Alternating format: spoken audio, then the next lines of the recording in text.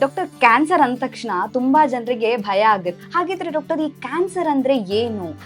ಇದು ಯಾವೆಲ್ಲ ಕಾರಣಕ್ಕೋಸ್ಕರ ಬರುತ್ತೆ ಡಾಕ್ಟರ್? ನೋಡಿ, ಕ್ಯಾನ್ಸರ್ ಅನ್ನೋದು ಈ ನಮ್ಮ ನಾರ್ಮಲ್ ಸೆಲ್ಸ್ ಏನಿದೆ ಬಾಡಿನಲ್ಲಿ, ಅದು ಮಿಸ್ಬಿಹೇವ್ ಮಾಡುವಂಥದ್ದು ಕ್ಯಾನ್ಸರ್. ನಮಗೆ ಬಾಡಿಗೆ ರಿಕ್ವೈರ್ಮೆಂಟ್ ಇಲ್ಲದೆ ಇರುವಾಗ್ಲೂ ಯಾವಾಗ ಮಲ್ಟಿಪ್ಲೈ ಆಗುತ್ತೋ, ಅಕಸ್ಮಾತ್ ಆ ಮಲ್ಟಿಪ್ಲಿಕೇಶನ್ ಅದು ಅವಶ್ಯಕತೆ ಇಲ್ಲದೆ ಇರೋವಾಗ್ಲೂ ಆಗ್ಬಿಟ್ಟು ಮತ್ತೆ ಹರಡೋದಕ್ಕೆ ಸ್ಟಾರ್ಟ್ ಆದ್ರೆ ಅವಾಗ ಅದನ್ನ ಕ್ಯಾನ್ಸರ್ ಅಂತ ಕರಿತೀವಿ. ಇನ್ ಸಿಂಪಲ್ ವರ್ಡ್ಸ್, ಯಾವುದೇ ಕಾಯಿಲೆ ಅಂದ್ರೂ ಭಯ ಪಡ್ಲೇಬೇಕು.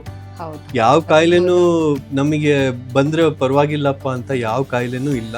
ಎಲ್ಲಾ ಕಾಯಿಲೆನಲ್ಲೂ ಪ್ರಾಬ್ಲಮ್ ಇದೆ. ಹಾಗೆ ಕ್ಯಾನ್ಸರು ಕೂಡ ಪ್ರಾಬ್ಲಮ್ ಇರೋವಂಥ ಕಾಯಿಲೆನೆ.